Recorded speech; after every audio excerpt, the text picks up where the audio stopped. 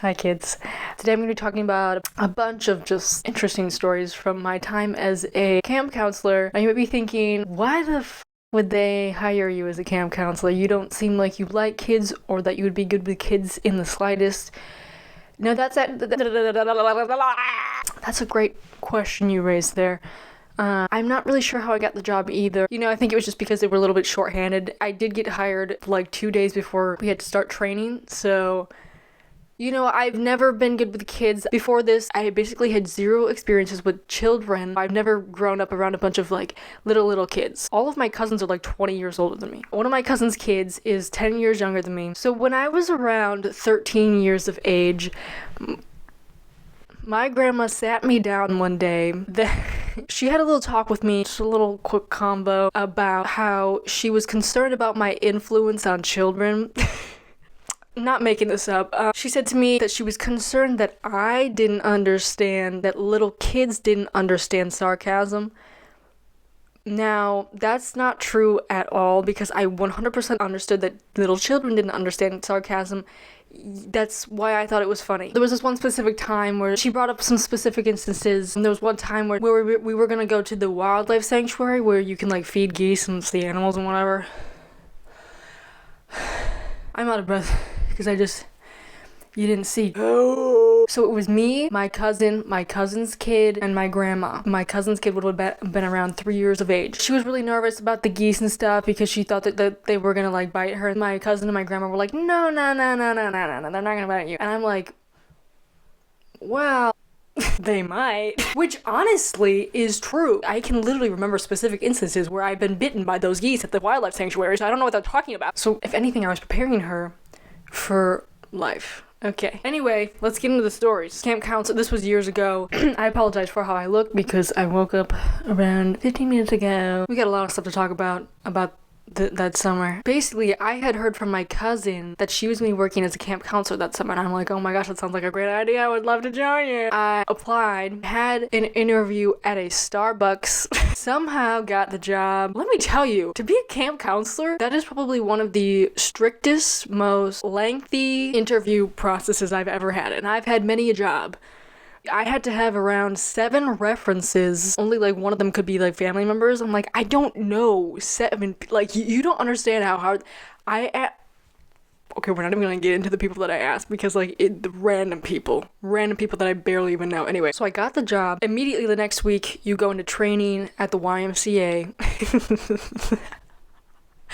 Wait, I have a quick story about that. It was in the middle of downtown. Now, I'm not the best driver. Okay, I'm not fantastic at driving. You had to park in a parking ramp, and I've never done that before. And I understand the concept of parking ramps. It's not that it doesn't confuse me, but I did get stuck in the parking ramp, and I kept going around in circles, and my mom had to come and pick me up.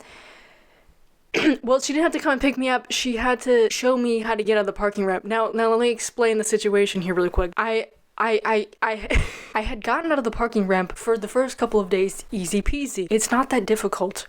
Okay.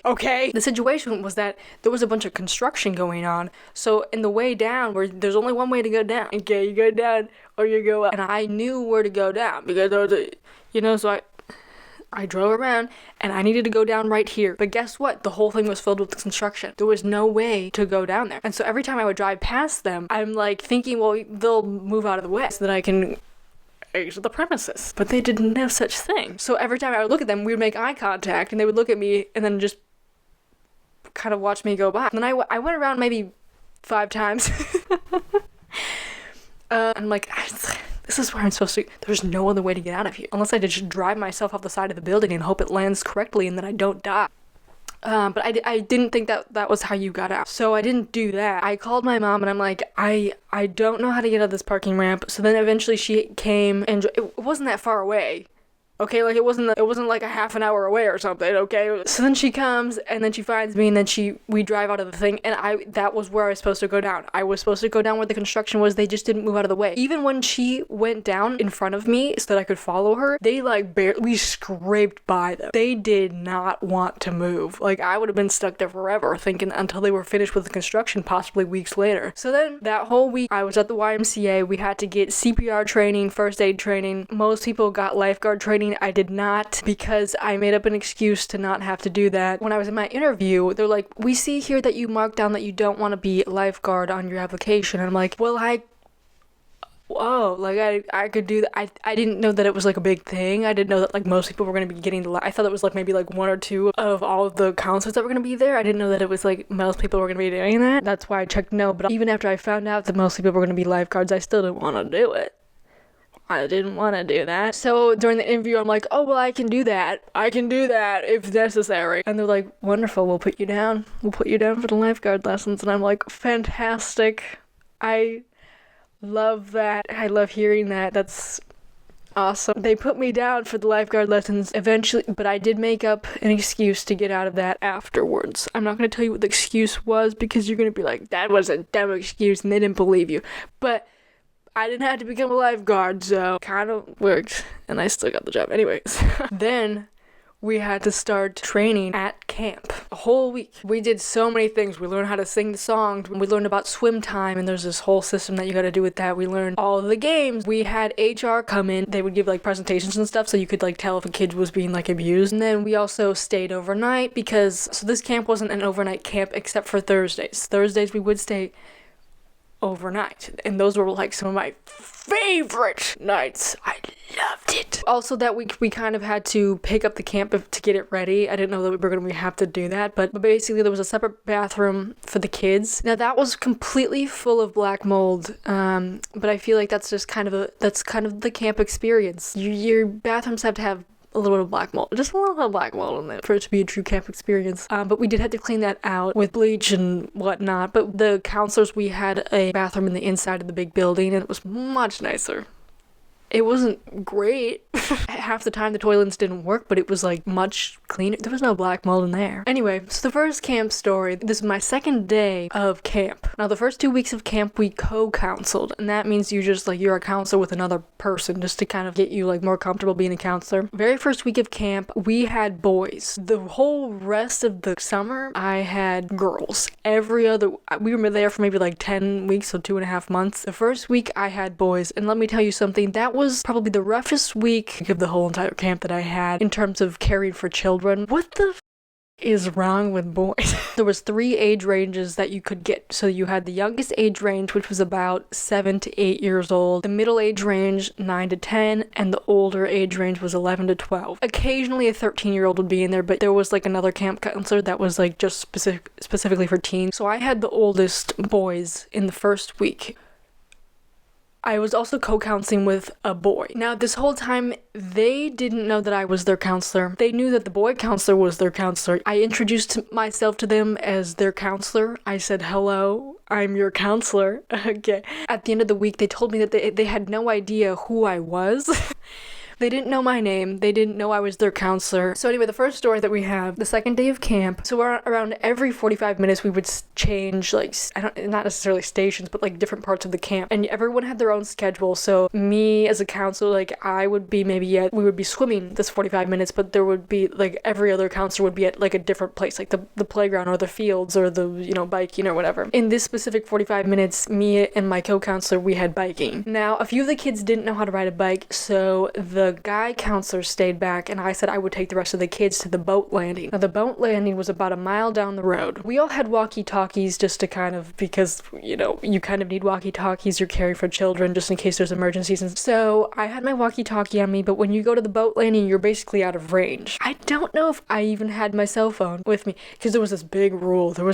You can't have your cell phones out at camp. Probably because the kids would talk about to their parents like, well, my camp counselor was on their phone all day, so it was like a big thing that they couldn't even be like seen, basically. Anyway, so we get to the boat landing, you kind of skip rocks there. So people start skipping rocks, and I hear, ah! So I turn around, this one kid's face is just the bloodiest face I have ever seen, ever. His whole face is just covered in blood, spewing out of his nose. I'm like, what happened? What's going on? He's like, someone threw a rock at my face. Great. That's fantastic news. So I'm like,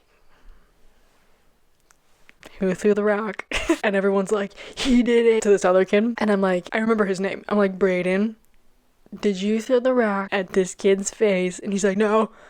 He's like, no, it wasn't me. And I'm like, Brayden, I'm not gonna be mad. You're not gonna get in trouble, but I need to know if you threw the rock or not. Because when kids get hurt at a camp, you have to like fill out all these reports and whatever. So I'm like, I'm not gonna be mad, I'm not gonna be mad. And he's like, yes, it was me. And I'm like, thank you for telling me. So then I'm like, okay guys, we have to go back to the camp for obvious reasons. And I'm like, everyone, listen to me.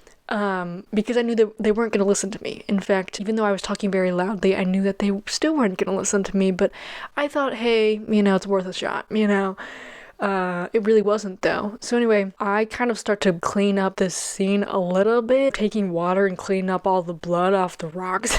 We had fanny packs too, because we were professional camp counselors. We had like band-aids and gauze and stuff in it. So I'm giving him this gauze and he's just like running through it. Like just soaking up this gauze and I didn't have any more. So I'm like, we just gotta get back. It's like, hold your nose on your sleeve or whatever. I don't even know. I'm like, okay guys, we gotta stay close together because this road was kind of like windy and I couldn't see them when they would go up super, because obviously they're not gonna listen to me. Because why would they, So we get on our bikes and the kid who's I'm like staying back with him and he's like riding really slowly because he's like holding his nose with one hand. He's just like dripping all over the bike. The kids, I'm like, you gotta stay with me because otherwise I won't be able to see where you are. I don't like we gotta all stay together.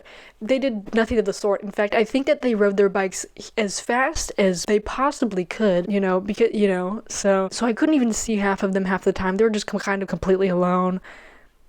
Nothing really much I could do about that. Once we got back into range with the walkie-talkies, I'm like radioing back like, oh, we had a little bit of an accident. So we get back and I send him, I thought we had a nurse. I have no idea why I thought this. I thought we had a nurse. I thought I even met her. I don't know who I met someone and I thought don't know why. She was talking about nurse things. And so I'm like, yeah, we're going to send you to the nurse in this main office building. We didn't have a nurse. So I don't know what they did with him, but I never saw him again. They probably killed him. I'm just kidding. No, he was back with us like the next day. So then my boss, the director of the camp, she was like, so just go and throw out the bloody gauze and stuff in the biohazard bin. And I'm like, right, in the biohazard bin. Right. I don't know what the biohazard bin is. I wasn't gonna say that I didn't know where it was because we had just had our training and I remember that they told us there was a biohazard bin. Also, the boys that I had in that first week, they would literally do the opposite of anything that you asked them to do. But then I would try to like kind of reverse like psychology, but then it's like they knew what I was doing and then they just didn't want to do that. There were so many toads on the campground. They would take the toads, right? They would keep them in their pockets the whole day and they would forget about the toads. The toads would die in their pockets and then their parents would complain about it because there was dead toads in their kids' pockets. We had to be so strict with it. We're like, put that toad down, Timmy! Guess what? Timmy didn't put the toad down and he put it in his pocket. One of the kids actually brought some kind of homemade toad home thing and he would take them home with him and then they would die because he would forget about them or he just wouldn't, I don't know, feed them. I don't know if he knew that they needed food. They just wouldn't listen, probably because they didn't know who I was. But even in that case, you'd think that they would kind of catch on. And the weird thing was we would be doing something as like a whole camp and then she would be like, okay, everyone get back with your camp counselors. They would come to me. So who the did they think that I don't even know. We had our own individual tables outside under the pavilion and they would always come to my table to eat at lunch because you're supposed to eat with your counselors. Okay, the next story, like I said, we had the walkie-talkies. One of the times, one of the counselors walkied over the walkie-talkies because when you talk on the walkie-talkies, it was connected to everyone's walkie-talkies. So if you were talking directly to this was what you would do. You'd have to say your name to whoever you were talking to, and then they would respond, and then you could kind of like tell them whatever you needed to say. So one of the camp counselors was talking to the director. She's like, one of the boys pooped in the middle of the cabin, dropped his pants, and just pooped in the middle of the cabin. When I tell you, it was a blessing. It was a blessing to not the not the poop situation. It was a blessing to have girls. Every week we would get a new set of kids. You might have like oldest boy group one week and then youngest girl group next week. Like it was just always very random. We would get like our new schedules and stuff on Thursdays. We would see like who we were getting. It was like, oh my gosh, who are you gonna get? And like you would get like girls for that week and it would be like, oh thank you. It was like a 12-year-old boy, so it wasn't, a 5-year-old, because we didn't even have 5-year-olds there, but... So anyway, the director messaged back on the walkie-talkie, and she's like, hey, let's be a little bit more careful about what we're saying over the radio, because as you can imagine, all the other kids can hear what's going on the walkie-talkies as well. So my kids were like, what? Someone pooped in the middle of the and I'm like, no, guys, that's a code word. So next was that, like I said, we had to learn how to do archery with the most terrible bows and arrows you would ever possibly find. So you would go and you would teach your kids how to shoot the bow and arrow. You'd be talking to them and they would have the bow and arrow in their hands, and let's say that like they're shooting this way, there's the target, and I'm like standing right here. I'd be like talking to them, I'd be like, okay, now aim it a little bit more this way, and they'd be like, what? Just directly aiming an arrow straight at me. This happened a dozen times. I'm like, no. Now these aren't obviously, they don't have extremely sharp ends on these arrows, but they 100% go through like the targets, and like that would puncture you. That would go into, but it wouldn't like go all the way through you like maybe that close of a regular arrow would. Anyway, next is that I lost 2 kids. The whole summer. I think that's pretty good. I think that's not bad. Now, one of them I did lose twice, so if you want to count that as an extra one, go ahead. Whatever. So the first one was a girl. One of the girls told me that she's like, where is so-and-so? And that's when I counted, and I'm like, oh, fuck. I'm looking all over for her. I told one of the other counselors next to me, she's like, you have to radio this into the director because it's like an emergency. I think this happened only one other time in the camp where one of the counselors lost one of their kids besides me. So I had 2 out of the 3 missing children for the whole camp. There was maybe around like 12 to 15 counselors. Anyway, so the girl next to me radios in that I lost one of the kids because I'm like running around this whole camp like looking for her. And the director on the radio is like, okay, and is Garrett looking for her? And I'm like, yes, I'm looking. I radio on because she thinks that I'm just like incompetent. I don't even know that my own child is missing. I am running through the woods and like anywhere that she could possibly be. Eventually, one of the counselors radios back and she's like, oh, I have her. I'm like, oh, okay, could you tell me where she is? And she was in the main building getting some kind of, usually everyone just kind of had to bring their own food, but on this one particular day, we were like having pancakes or something in the middle of the day. I don't even know. We were supposed to go up with our groups, with your counselor, we're supposed to go to the main building to get the pancakes or whatever, but she went with a different group. So I'm like, please don't do that ever again, because I'm like, I need to know where you are because I don't know if you're safe or not. And also that makes me look really bad. My boss doesn't like when I lose children. So about a half an hour goes by. She's gone again. No idea where she is. I don't know how I lost her again, because you would think that I would be like keeping an eye, and I think I thought that I was. I think we kind of lost her when we were getting the pancakes and we were like all went back to our table, and then she like just wasn't there, and I'm like, oh my God. If I have to radio again about how I've lost the same child within a half an hour, mind you, this has only happened one other time in the whole camp, I'm gonna get fired. I was also concerned about her well-being, sure, but like also I didn't want to lose my job. She was hiding behind a tree, right?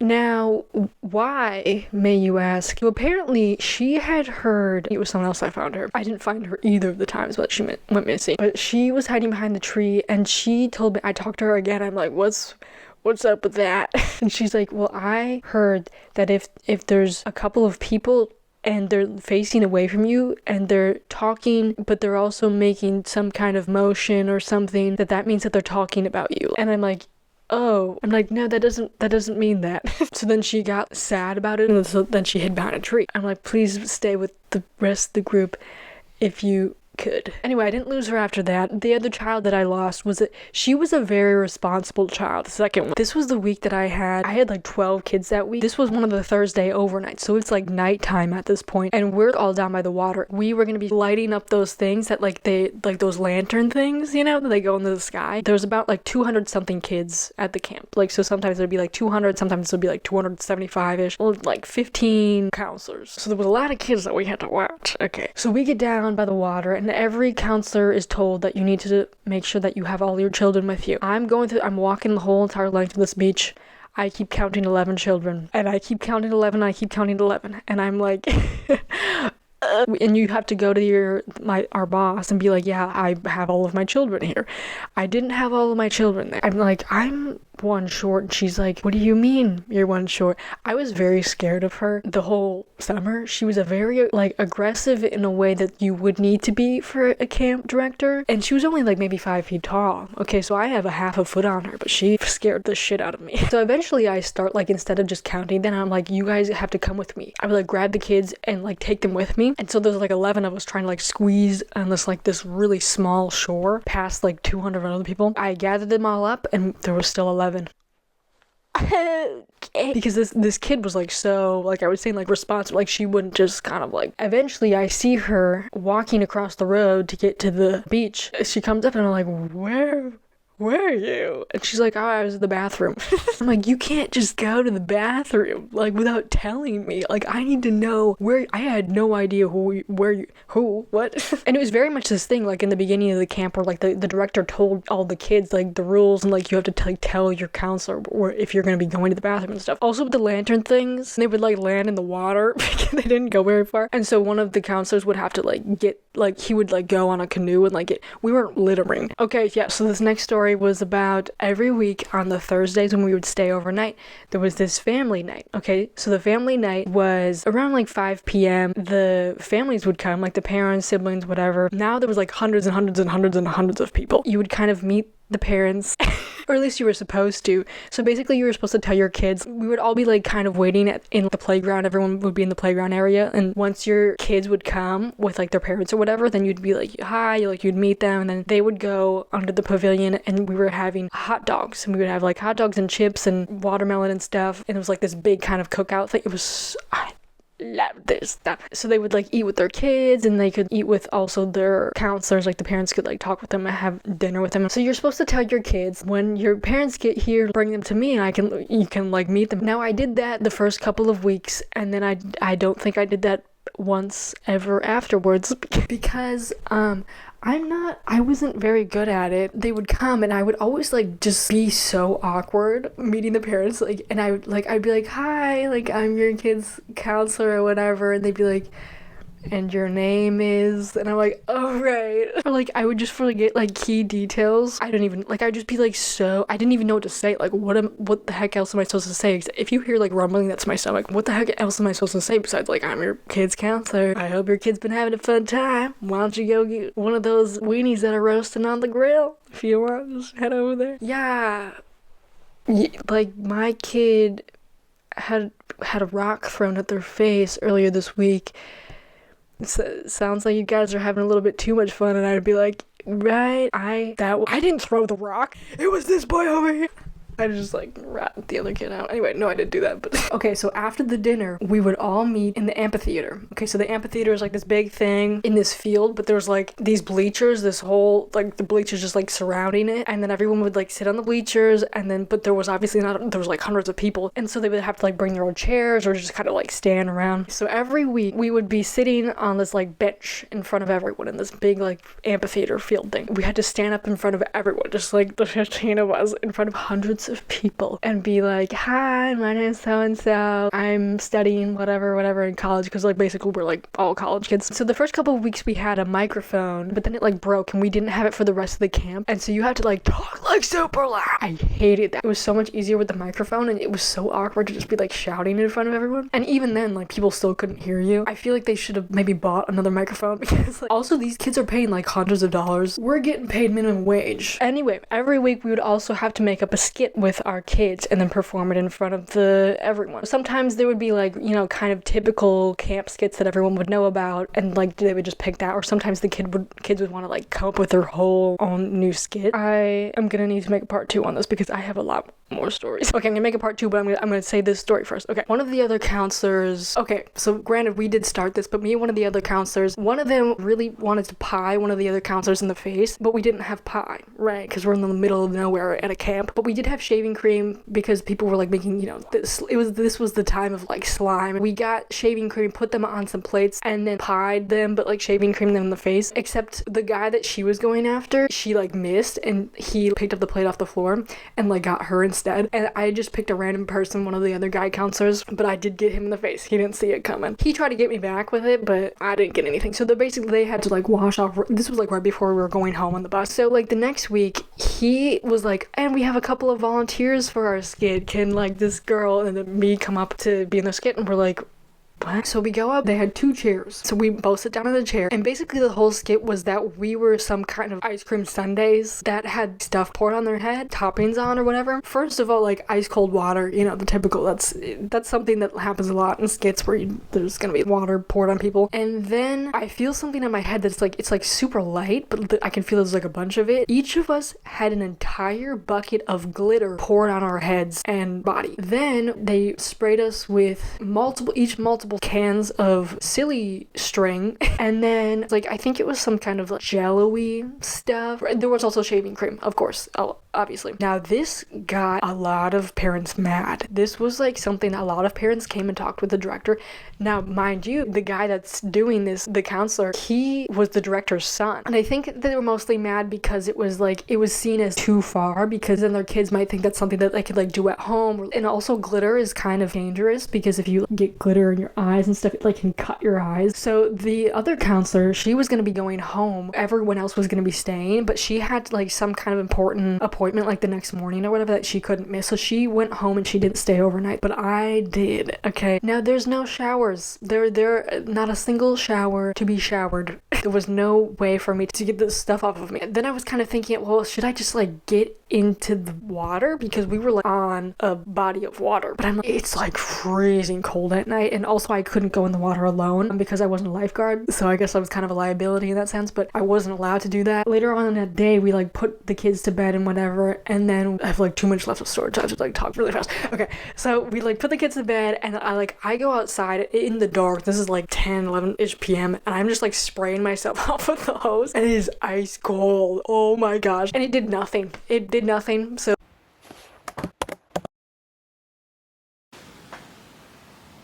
okay, well my computer just died, so I hope that it saved the audio on that. But anyway, then it was really cold and I just looked off. I was just covered in gunk and glitter and food. I had to sleep in a sleeping bag. Next day it was just like everything was like dried and crusted on me. I had to go around the whole day like that as well. And then I got home that day, took a big shower. It actually wasn't that hard to get off. You might be thinking it's like hard to get glitter off, but it wasn't actually that hard. It took like maybe 2 shampoos to get it all. I mean, there was a little bit like bunch left in my ear and whatever, but anyway, so that was another story. Okay, I gotta go. I'm out of storage. Watch for part 2.